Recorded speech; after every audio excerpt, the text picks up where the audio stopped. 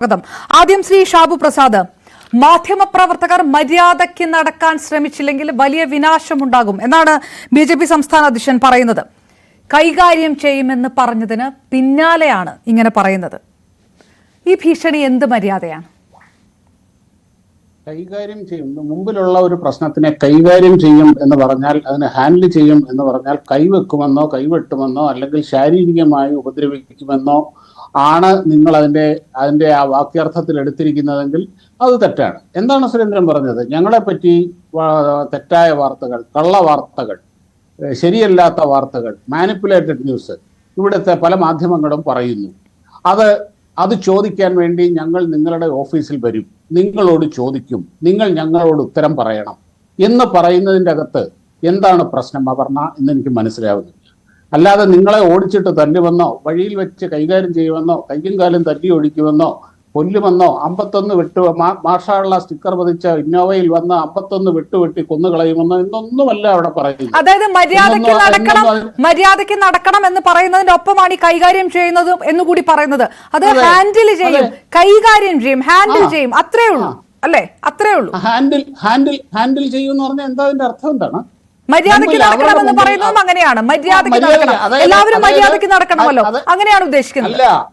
അല്ല, അവരോട് മര്യാദകേട് നിങ്ങൾ കാണിച്ചു എന്ന് അവർക്ക് തോന്നിയിട്ടുണ്ടെങ്കിൽ മര്യാദയ്ക്ക് നടക്കണം എന്ന് പറയാൻ അവർക്കും അവകാശമുണ്ട്. അതാണ് പറഞ്ഞത്. എന്താ കുഴപ്പം? മര്യാദയ്ക്ക് നടക്കണം അല്ലെങ്കിൽ മര്യാദയ്ക്ക് റിപ്പോർട്ട് ചെയ്യണം. കാര്യം നിങ്ങൾ കാണിക്കുന്നത് മര്യാദകേടാണ്. നിങ്ങൾ കാണിക്കാത്ത ആ മര്യാദ നിങ്ങൾ ഇനി മര്യാദയ്ക്ക് ചെയ്യണം എന്ന് പറയുന്നതിൻ്റെ അകത്ത് എനിക്കതിൻ്റെ അകത്ത് പ്രശ്നമായിട്ടൊന്നും തോന്നുന്നില്ല. അല്ലാതെ ഈ കേരളത്തില് മാധ്യമങ്ങൾ ഈ തരത്തിൽ ഒരു ഭീഷണി മുഴക്കാൻ മാത്രമുള്ള മര്യാദക്കാരുടെ എന്തുണ്ടാക്കി ഉപതെരഞ്ഞെടുപ്പിൽ എന്നുള്ളത് ഒരു ചോദ്യമാണ്. രണ്ടാമത്തത്, അതിന് ഈ ഭാഷയാണ് ഉപയോഗിക്കേണ്ടത് എന്നുള്ളത് മറ്റൊരു ചോദ്യം. മാധ്യമങ്ങൾ എന്ത് തെറ്റ് ചെയ്ത്? എന്തായാലും മാധ്യമങ്ങളെ ഇറച്ചിക്കടയ്ക്ക് മുമ്പ് നിൽക്കുന്ന പട്ടിന്നൊന്നും അല്ലല്ലോ പറഞ്ഞത്. അങ്ങനെ പറഞ്ഞതും ഈ അടുത്ത കാലത്ത് തന്നെയാണ് നമ്മളത് കേട്ടതുമാണ്. അതുപോലെ മാധ്യമ പ്രവർത്തകർ അവരുടെ റിപ്പോർട്ട് ചെയ്യാൻ ചെന്നപ്പോൾ കടക്ക് പുറത്ത് എന്ന് പറഞ്ഞതും ഈ കേരളത്തിൽ തന്നെയാണ്. അതേപോലെ തന്നെ മര്യാദയ്ക്ക് ഇവിടെ ഇരുന്നില്ലെങ്കിൽ അടിച്ച് ഞാൻ പുറത്താക്കും, ഇറക്കി വിടും എന്ന് ഒരു പ്രതിപക്ഷ നേതാവ് പറഞ്ഞതും ഈ കേരളത്തിൽ തന്നെയാണ്. അതിനു പകരം അതൊന്നും ചെയ്യാതെ നിങ്ങൾ ഞങ്ങളെപ്പറ്റി മര്യാദയില്ലാത്ത വാർത്തകൾ, മര്യാദയില്ലാതെ പെരുമാറുന്നു, ഞങ്ങളത് ചോദിക്കാൻ നിങ്ങളുടെ ഓഫീസിൽ വരും, നിങ്ങളുടെ സ്ഥാപനത്തിൽ വരും, നിങ്ങൾ അതിന് ഉത്തരം പറയേണ്ടി വരും എന്ന് പറയുന്നതിൻ്റെ അകത്ത് എവിടെയാണ് പ്രശ്നമുള്ളത്? ഇതൊന്നും പ്രശ്നമല്ലാത്ത നിങ്ങൾക്ക് ഈ പറഞ്ഞത് പ്രശ്നമാവുന്നു എന്നുണ്ടെങ്കിൽ ആ നിങ്ങളുടെ ഭാഗത്ത് എന്തോ പ്രശ്നമുണ്ട്. ശ്രീ ഷാബു പ്രസാദ്, ഉപതെരഞ്ഞെടുപ്പ് വരുന്നു, ഉപതെരഞ്ഞെടുപ്പിൽ തോൽവി ഉണ്ടാകുന്നു. അതിനുശേഷം അതേ പാർട്ടിയിൽ നിന്ന്, ബിജെപിയിൽ നിന്ന് തന്നെ പല നേതാക്കന്മാരും ഈ തോൽവി വിലയിരുത്തുന്നു. പാലക്കാട് സ്ഥാനാർത്ഥി നിർണയം പാളിയതാണെന്ന് അവിടുത്തെ മുതിർന്ന നേതാവ് ശിവരാജൻ പറയുന്നു. അത് തന്നെ പാലക്കാട് നഗരസഭാധ്യക്ഷ പ്രമീള ശശിധരനും പറയുന്നു. ഇത് റിപ്പോർട്ട് ചെയ്ത് കഴിഞ്ഞ് പുറത്തിറങ്ങുമ്പോഴാണ് പറയുന്നത് ഇല്ലാ കഥകൾ പറയരുത്, മര്യാദയ്ക്ക് നടക്കണം, ഇല്ലെങ്കിൽ കൈകാര്യം ചെയ്യുന്നത്. അതായത് ഈ ബിജെപിയുടെ അകത്ത് നിന്ന് നേതാക്കന്മാർ പറഞ്ഞ കാര്യം, അല്ലെങ്കിൽ റിപ്പോർട്ടിങ്ങിൽ ഉണ്ടായ വിലയിരുത്തൽ, തോൽവിക്ക് ശേഷം ഉണ്ടായിട്ടുള്ള വിലയിരുത്തൽ, ഇതൊക്കെ പറയുമ്പോഴാണ് മര്യാദയില്ലാത്ത കാര്യങ്ങളാണ് പറഞ്ഞത് എന്ന് നേതാക്കന്മാർക്ക് തോന്നുന്നത്. അല്ല, അതൊന്നുമല്ല, അങ്ങനെയൊന്നുമല്ല. കാര്യം അവരുടെ ഓപ്പൺ കമന്റ്സിനെ പറ്റിയോ അല്ലെങ്കിൽ അതിനെ റിപ്പോർട്ട് ചെയ്തതിനെ പറ്റിയോ ഒന്നുമല്ല പറഞ്ഞത്. ഇവിടെ എന്താണ്, കെ സുരേന്ദ്രൻ രാജിവെക്കാൻ പോകുന്നു, കേരളത്തിൽ നിന്ന് സന്ദീപിനോടൊപ്പം കൂട്ടത്തോടെ കൗൺസിലർമാർ കോൺഗ്രസിലേക്ക് പോകാൻ പോകുന്നു. കെ സുരേന്ദ്രൻ ഇന്നലെ ഒരു ചർച്ചയുണ്ടായിരുന്നു മറ്റൊരു മാധ്യമത്തിൽ, ഞാനും ശ്രീജിത്തും കൂടെ ഒരുമിച്ചുണ്ടായിരുന്നതാണത്. എന്താണ് പറയുന്നത്? ഒരു റിപ്പോർട്ട് ഇതുവരെ കണ്ടിട്ടും കേട്ടിട്ടും ഇല്ലാത്ത, എവിടെ നിന്നാണെന്ന് പോലും അറിയാൻ വയ്ക്കാത്ത ഒരു റിപ്പോർട്ട് ഉണ്ട്. ആ റിപ്പോർട്ടിൽ ഇവിടെ ശോഭാ സുരേന്ദ്രൻ ഇവിടെ ബിജെപിക്കെതിരെ പ്രവർത്തിച്ചു, സ്ഥാനാർത്ഥിയെ തോൽപ്പിക്കാൻ പ്രവർത്തിച്ചു എന്ന് ഇവിടെ നിന്ന് റിപ്പോർട്ട് കൊടുത്തിരിക്കുന്നു എന്ന് പറഞ്ഞിരുന്നു. ആ ചർച്ച ഇവിടെ, അതായത് ബിജെപിയെ സ്ഥാനാർത്ഥിയെ തോൽപ്പിക്കാൻ ഒരു ബിജെപി നേതാവ് പ്രവർത്തിച്ചു എന്ന് പറയുമ്പോൾ, ആ പ്രവർത്തിച്ചു എന്ന് പറയുന്ന നേതാവ് ആ ചർച്ച നടക്കുന്ന ആ സമയത്ത് കോഴിക്കോട് മുതലക്കുളം മൈതാനത്ത് പാർട്ടി നിയോഗപ്രകാരം ആയിരക്കണക്കിന് പ്രവർത്തകരെ അഭിസംബോധന ചെയ്ത് സംസാരിക്കുകയാണ്. ഇങ്ങനെ തലയും വാലും ഒന്നുമില്ലാത്ത, എവിടെ നിന്നോ അതിന്റെ ആധികാരികമായ ഒരു സോഴ്സും ഇല്ലാത്ത ഇങ്ങനെ പറയുമ്പോൾ, ഈ രീതിയിൽ ഒരു പ്രസ്ഥാനത്തിനെ അപമാനിക്കുന്ന രീതിയിൽ പറയുമ്പോൾ അത് മര്യാദകേടാണ്. എല്ലാം തലയും വാലും ഇല്ലാത്തതാകുന്നത് എങ്ങനെ? ശ്രീ ഷാബു പ്രസാദ്, ബി.ജെ.പിയുടെ നേതാക്കൾ പാർട്ടി വിടുന്നു. വയനാട്ടിൽ നിന്ന് ബി.ജെ.പിയുടെ മുൻ ജില്ലാ പ്രസിഡന്റ് പാർട്ടി വിട്ടുപോകുന്നു. ഈ തരത്തിലുള്ള സ്ഥാനാർത്ഥി നിർണയത്തിൽ പാളിച്ചയുണ്ടായതുകൊണ്ട് അല്ല, സ്ഥാനാർത്ഥി നിർണയത്തിൽ പാളിച്ചയുണ്ടായതുകൊണ്ട് തോറ്റു, സ്ഥാനാർത്ഥി നിർണയത്തിൽ പാളിച്ചയുണ്ടായതുകൊണ്ട് തോറ്റു എന്ന് ബി.ജെ.പിയുടെ നേതാക്കൾ പാലക്കാട് നിന്ന് പറയുന്നു. ഇത് സംസ്ഥാന നേതൃത്വത്തെ അറിയിച്ചതാണ്, അത് പരിഗണിച്ചില്ല എന്ന് പറയുന്നു. നിങ്ങൾ വളച്ചൊടിക്കുകയാണ്. പ്രമീള ശശിധരനോ അല്ലെങ്കിൽ ശിവരാജനോ ഓപ്പണായിട്ട് മാധ്യമങ്ങളുടെ മുമ്പിൽ പറഞ്ഞ കമന്റുകൾ റിപ്പോർട്ട് ചെയ്തതിനാണ് സുരേന്ദ്രൻ ഇങ്ങനെ പറഞ്ഞത് എന്ന് വരുത്തി തീർക്കാനാണ് നിങ്ങൾ ശ്രമിക്കുന്നത്. അതിനല്ല, അതെല്ലാവരും കേട്ടതാണ്, കണ്ടതാണ്, ഇവിടെ ഓപ്പണായിട്ട് തന്നെ പറഞ്ഞതാണ്. ഇതൊന്നുമില്ലാതെ ഏതോ ഹൈപ്പോത്തറ്റിക്കലായിട്ടുള്ള റിപ്പോർട്ടിനെ ബേസ് ചെയ്ത് ഇവിടെ സുരേന്ദ്രൻ ഇപ്പൊ രാജിവെക്കാൻ പോകുന്നു, ഉച്ചക്കുള്ള പത്രസമ്മേളനത്തിൽ രാജി പ്രഖ്യാപിക്കും, കേന്ദ്ര നേതൃത്വം ബി.ജെ.പിയെ ശാസിക്കുന്നു. അതേപോലെ തന്നെ ഇവിടുത്തെ പ്രമുഖ നേതാക്കൾ ആരാണ്? ശോഭാ സുരേന്ദ്രനെ പോലെയുള്ളവർ പാർട്ടിയെ തോൽപ്പിക്കാൻ വേണ്ടി അവിടുത്തെ കൗൺസിലർമാരുമായിട്ട് ചേർന്ന് പ്രവർത്തിക്കുന്നു. ഇതൊക്കെയാണ് മര്യാദഘട്ട റിപ്പോർട്ടിംഗ് എന്ന് പറയുന്നത്. ഇതാണ് മര്യാദ.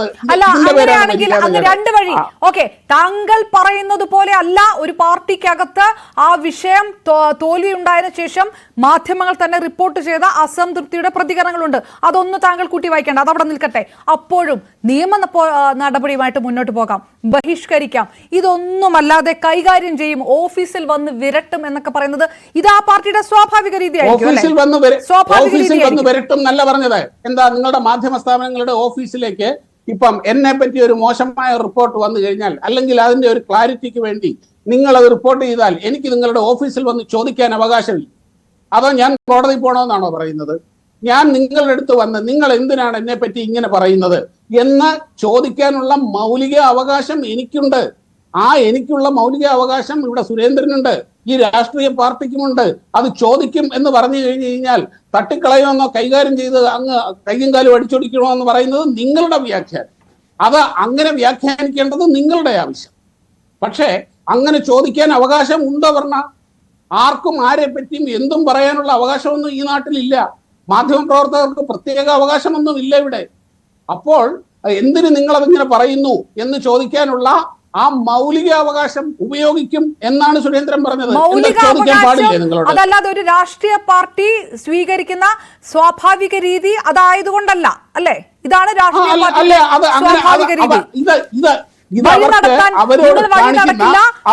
നിങ്ങളെ കൈകാര്യം ചെയ്യും, ഓഫീസിലേക്ക് അവരോട് കാണിക്കുന്ന മര്യാദകേട് എന്നവർ പറയുന്നു.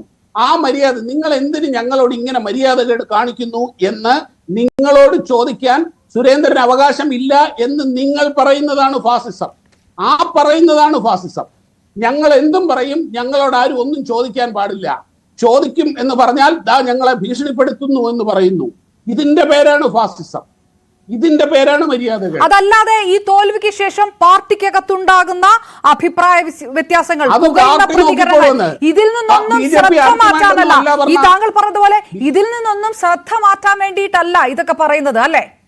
അല്ല ഇത് കാര്യം ഒരു കാര്യമുണ്ട്. ഇത് നിങ്ങൾ പറയുന്നത് കേട്ടാൽ തോന്നുമല്ലോ, ഇത്രയും കാലം ഇക്കണ്ട കാലം മുഴുവൻ ബി.ജെ.പി ഇവിടെ അടക്കി ഭരിച്ചുകൊണ്ടിരിക്കുകയായിരുന്നു. കഴിഞ്ഞ 19 വർഷമായി പാലക്കാട് മുനിസിപ്പാലിറ്റി, പാലക്കാട് നിയമസഭാ മണ്ഡലം കൈവച്ച് ജയിച്ചുകൊണ്ടിരുന്നത്. അങ്ങനെ അങ്ങോട്ട് നഷ്ടപ്പെട്ടു പോയപ്പോൾ ഉണ്ടാകുന്ന വെപ്രാളവും ജാള്യതയും അതിനുത്തരത്തിലേക്ക് താങ്കളെത്തി. ഇതിനു മുമ്പ് പരാജയമുണ്ടായപ്പോൾ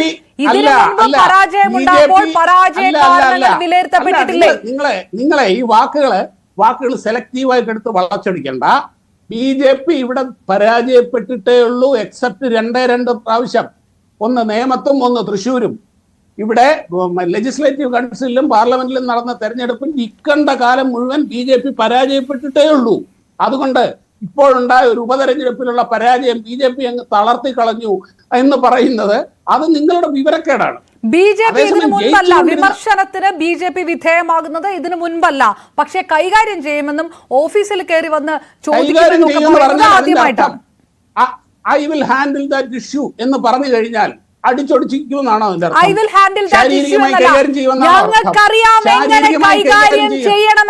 ഞങ്ങൾക്കറിയാം കൈകാര്യം ചെയ്യണമെന്നറിയാം. അറിയാം. അതാണ് പറഞ്ഞത്. നിങ്ങളുടെ ഓഫീസിൽ ഞങ്ങൾ വരും, നിങ്ങളോട് ചോദിക്കും, നിങ്ങൾ ഉത്തരം പറയേണ്ടി വരും എന്ന് പറയുന്നതിൻ്റെ അകത്ത് എവിടെയാണ് ശാരീരികമായ കൈകാര്യം ചെയ്യൽ കിടക്കുന്നത്? അതിൻ്റെ അകത്ത് എവിടെയാണ് ഭീഷണി കിടക്കുന്നത്? അത് നിങ്ങൾക്ക് തോന്നിയെങ്കിൽ അത് നിങ്ങളുടെ മനോവൈകൃതമാണത്, നിങ്ങളുടെ മനസ്സിന്റെ വൈകൃതമാണത്, നിങ്ങളുടെ കാപട്യമാണത്, നിങ്ങളുടെ കള്ളത്തരമാണത്. ഓക്കെ, ഞാൻ തിരികെത്താം.